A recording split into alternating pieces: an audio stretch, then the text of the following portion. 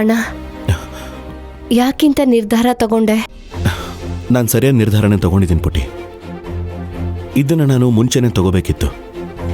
ಹಾಗೆಲ್ಲ ಹೇಳ್ಬೇಡ ಅಣ್ಣ. ನೀನಿಷ್ಟು ದಿನ ಜ್ಯೋತಿನ ನಿನ್ನ ಜೀವನದಲ್ಲಿ ಉಳಿಸ್ಕೋಬೇಕು ಅಂತ ಪ್ರಯತ್ನ ಪಟ್ಟೆ. ಈಗಲೂ ಅದೇ ಪ್ರಯತ್ನ ಪಡ್ತಾ ಇರೋದಮ್ಮ. ಅರ್ಥ ಆಗಿಲ್ಲ. ಎಷ್ಟು ದಿನ ಅಂತಿದ್ದೇನೆಲ್ಲ ನಮ್ಮಲ್ಲೇ ಚರ್ಚೆ ಮಾಡ್ತಾ ಬಗೆಹರಿಸ್ಕೊಳ್ಳೋದಕ್ಕೆ ಪ್ರಯತ್ನ ಪಡೋದು. ಮೈಗಾಗೋ ಗಾಯನ ನಾವೇ ಮನೇಲಿ ವಾಸಿ ಮಾಡ್ಕೋಬಹುದು. ಆದರೆ ಕೆಲವೊಂದ್ಸಲ ಆಸ್ಪತ್ರೆಗೆ ಹೋಗ್ಬೇಕಾಗತ್ತೆ. ಈಗ ನನ್ನ ಪರಿಸ್ಥಿತಿನೂ ಹಾಗೆ ಆಗಿದೆ. ಮನೇಲಿ ಬಗೆಹರಿಯಲ್ಲ ಅಂದಮೇಲೆ ಪಂಚಾಯತಿಗೆ ಹೋಗಲೇಬೇಕು.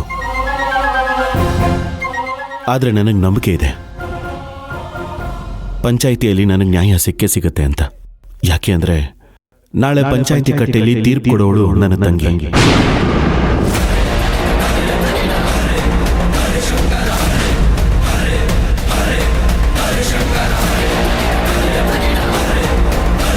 ಅಣ್ಣ, ಏನ್ ಹೇಳ್ತಾ ಇದ್ಯಾ? ಹೌದು ಪುಟ್ಟಿ, ನೀನೇ ತಾನೇ ಪಂಚಾಯಿತಿ ಅಧ್ಯಕ್ಷೆ.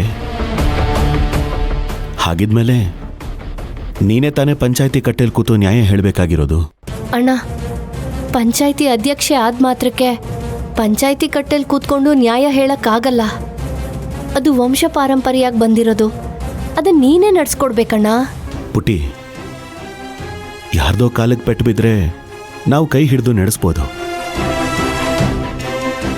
ನಮ್ಮ ಕಾಲಿಗೆ ಪೆಟ್ಟು ಬಿದ್ದಾಗ ನಮಗೆ ಇನ್ನೊಬ್ಬರ ಆಸರೆ ಬೇಕಾಗತ್ತೆ.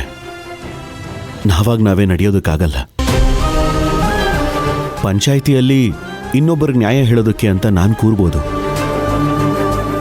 ಆದರೆ ನಮ್ಮನೆಯಿಂದಾನೇ ನನ್ನ ಮೇಲೆ ದೂರ ಹೋಗಿರೋವಾಗ ನಾನೇ ಕೂತು ಪಂಚಾಯಿತಿ ಮಾಡಿ ತೀರ್ಪು ಹೇಳೋದು ಸರಿಯಲ್ಲಮ್ಮ. ಅಲ್ಲಿ ನೀನು ಕೂರೋದೇ ಸರಿ. ಅಣ್ಣ, ನಾನು ನಿನ್ನ ತಂಗಿ ಅಣ್ಣ. ನಾನು ಕೂತ್ರು ಜನ ತಪ್ಪಾಗೆ ತಿಳ್ಕೊತಾರೆ. ಯಾವ ಜನನೂ ತಪ್ಪು ತಿಳ್ಕೊಳ್ಳಲ್ಲ. ಯಾಕೆ ಅಂದರೆ ನೀನೀಗ ಪಂಚಾಯಿತಿ ಅಧ್ಯಕ್ಷೆ. ಆ ಸ್ಥಾನದಲ್ಲಿರೋರೇ ಮೊದಲಿಂದನೂ ಈ ಊರಲ್ಲಿ ಪಂಚಾಯಿತಿ ನಡೆಸ್ಕೊಂಡು ಬಂದಿರೋ ರೂಢಿ ಇದೆ. ಇದು ಹಾಗೆ ಮುಂದುವರಿತಾ ಇದೆ ಅಷ್ಟೇ. ಅದನ್ನ ಯಾರೂ ಪ್ರಶ್ನೆ ಮಾಡಲ್ಲಮ್ಮ. ಯಾರು ಮಾಡಲ್ಲ. ಆದ್ರೆ ಜ್ಯೋತಿ ಪ್ರಶ್ನೆ ಮಾಡೇ ಮಾಡ್ತಾಳಣ್ಣ. ಮಾಡ್ಲಮ್ಮ. ಅದ್ಯಾವುದಕ್ಕೂ ನೀನು ತಲೆ ಕೆಡಿಸ್ಕೋಬೇಡ. ನಿನ್ನ ಕರ್ತವ್ಯ ನೀನು ಮಾಡಮ್ಮ. ನಾನು ನನ್ನ ಕರ್ತವ್ಯ ಮಾಡಬೇಕು ಅನ್ನೋದಾದ್ರೆ, ನನ್ನಿಂದ ನಿನಗೆ ನ್ಯಾಯ ಸಿಗಬೇಕು ಅನ್ನೋದಾದ್ರೆ ಇರೋದು ಒಂದೇ ದಾರಿ.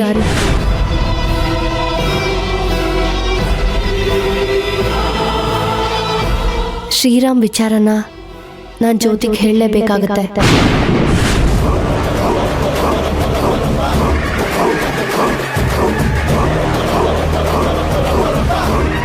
ಅವಳ ಮನಸ್ಸು ಬದಲಾಯಿಸೋದಕ್ಕೆ ಇದು ಬಿಟ್ರೆ ಬೇರೆ ದಾರಿ ಇಲ್ಲ ಅಣ್ಣ. ಇದೊಂದು ಕೆಲಸ ಮಾತ್ರ ಮಾಡಬೇಡಮ್ಮ. ಅವಳಿಗೆ ಯಾವುದೇ ಕಾರಣಕ್ಕೂ ಈ ವಿಚಾರ ಗೊತ್ತಾಗೋದು ಬೇಡ. ಅಣ್ಣ, ಹಾವು ಸಾಯ್ಬೇಕು ಕೋಲು ಮರಿಬಾರ್ದು ಅಂದ್ರೆ ಹೇಗಣ್ಣ? ಚಿನ್ನ ಕರಗಬೇಕು ಅಂದ್ರೆ ಬೆಂಕಿ ಸೋಕ್ಲೇಬೇಕು. ಬೆಂಕಿ ಸೋಕದೆ ಚಿನ್ನ ಕರಗ್ಸಕ್ಕಾಗಲ್ಲ ಅಣ್ಣ. ಪುಟ್ಟಿ, ನಾನು ನಿನಗೆ ಹಾವನ್ನು ಸಾಯಿಸು ಅಂತಾನೂ ಹೇಳ್ತಿಲ್ಲ, ಚಿನ್ನನ ಕರಗಿಸು ಅಂತಾನೂ ಹೇಳ್ತಿಲ್ಲ. ನನ್ನ ಹೆಂಡತಿ ನನ್ನನ್ನು ನಾನು ಹೇಗಿದ್ದೇನೋ ಹಾಗೆ ಒಪ್ಕೊಂಡು ಬಂದು ಸೇರೋ ಹಾಗಾಗ್ಲಿ ಅಂತ ಕೇಳ್ಕೊತಾ ಇದ್ದೀನಿ. ದಯವಿಟ್ಟು ನನ್ನಿಷ್ಟಕ್ಕೆ ವಿರುದ್ಧವಾಗಿ ಅವಳನ್ನ ನನ್ನ ಜೊತೆ ಒಂದು ಮಾಡೋ ಪ್ರಯತ್ನ ಮಾಡಬೇಡಮ್ಮ. ಹಾಗಿದ್ರೆ ಅವಳು ಮನಸ್ಸು ಬದಲಾಯಿಸೋದು ತುಂಬಾ ಕಷ್ಟ ಅಣ್ಣ. ಅದೇನಾದರೂ ಆಗಿಲ್ಲಮ್ಮ.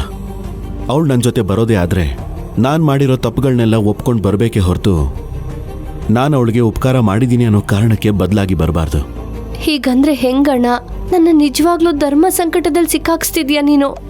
ಪುಟಿ, ಸಂಬಂಧಗಳ ಜೊತೆಗಿನ ಯುದ್ಧನೇ ಹೀಗೆ. ಕುರುಕ್ಷೇತ್ರದಲ್ಲಿ ಕೃಷ್ಣ ಅರ್ಜುನನಿಗೆ ಹೇಳಿದ ಮಾತುಗಳನ್ನೇ ನಾನು ನಿನಗೆ ಹೇಳ್ತಾ ಇದ್ದೀನಿ. ನಿನ್ನ ಪಾಲಿನ ಕರ್ಮನ ಧರ್ಮದ ರೀತಿ ಮಾಡು, ಫಲ ಭಗವಂತನಿಗೆ ಬಿಟ್ಬಿಡು. ನಮ್ಮನ್ನ ದೂರ ಮಾಡೋದು ಒಂದು ಮಾಡೋದು ಎಲ್ಲ ಅವನಿಗೆ ಬಿಟ್ಟಿದ್ದು.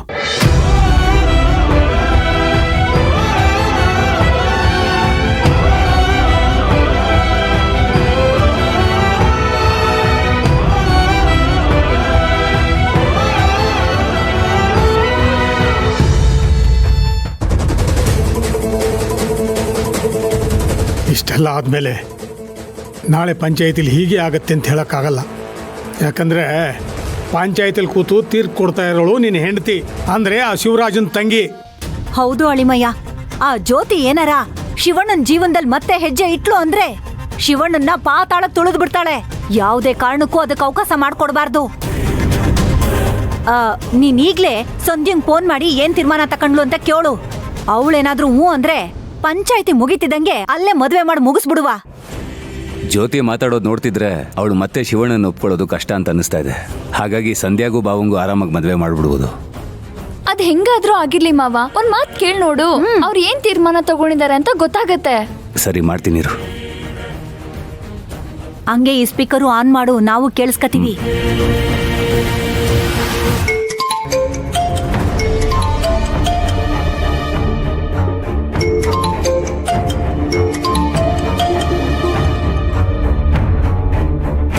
ಹಲೋ, ಹೇಳಿ ಇಂದ್ರ ಅವರೇ. ನಮಸ್ತೆ ಸಂಧ್ಯಾ ಮೇಡಮ್ ಅವರೇ. ನಮಸ್ತೆ. ಏನ್ ವಿಷಯ? ಅದೇ ಮೇಡಮ್, ಹೇಳಿದ್ನಲ್ಲ ನಮ್ಮ ಬಾವನ ಬಗ್ಗೆ ಯೋಚನೆ ಮಾಡಿ ಅಂತ. ಯೋಚನೆ ಮಾಡಿದ್ರಾ?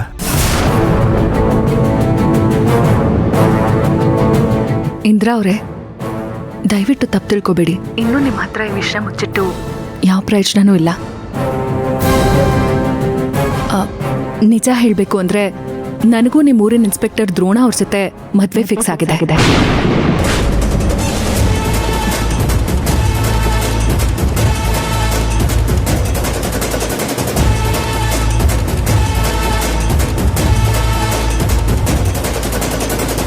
ಮತ್ತೆ ಈ ವಿಷಯನ ಅವತ್ತು ಯಾಕೆ ಹೇಳಿಲ್ಲ? ಬಾವಂಗೇನೋ ಒಳ್ಳೇದಾಗತ್ತೆ ಅಂದ್ರೆ ಏನ್ ಸಹಾಯ ಬೇಕಿದ್ರು ಮಾಡ್ತೀನಿ ಅಂತ ಹೇಳಿದ್ರಿ. ಈಗಲೂ ಅದನ್ನೇ ಹೇಳ್ತಾ ಇದ್ದೀನಿ. ಅವ್ರಿಗೆ ಒಳ್ಳೇದಾಗುತ್ತೆ ಅಂದ್ರೆ ನಾನು ಏನ್ ಬೇಕಾದ್ರೂ ಸಹಾಯ ಮಾಡ್ತೀನಿ. ಆದ್ರೆ ನಿಮ್ ನಿರೀಕ್ಷೆಯ ಸಹಾಯ ಬಿಟ್ಟು, ಅದು ಅಲ್ಲದೆ ನೀವ್ ನನ್ನಿಂದ ನಿರೀಕ್ಷೆ ಮಾಡ್ತಾ ಇರೋದು ಸಹಾಯ ಅಲ್ಲ. ಶಿವು ಅವ್ರ ಸಂಸಾರನ ಒಡೆಯಕ್ ನೋಡ್ತಾ ಇದ್ದೀರಾ. ನಾನ್ ಸಿಗ್ಲಿಲ್ಲ ಅಂತ ಇನ್ನೊಂದು ಹುಡುಗಿನ ಹುಡ್ಕೋದ್ರ ಬದಲು ಜ್ಯೋತಿ ಶಿವನ ಬಂದ್ ಮಾಡಕ್ ನೋಡಿ. ಅದಕ್ಕೆ ನಾನು ಏನ್ ಬೇಕಾದ್ರೂ ಖಂಡಿತ ಸಹಾಯ ಮಾಡ್ತೀನಿ. ಸರಿ ಮೇಡಮ್, ನಿಮ್ಮಿಂದ ತುಂಬ ಉಪಕಾರ ಆಯಿತು. ಏನಾದರೂ ಸಹಾಯ ಬೇಕಿದ್ರೆ ನಾನೇ ನಿಮಗೆ ಫೋನ್ ಮಾಡ್ತೀನಿ.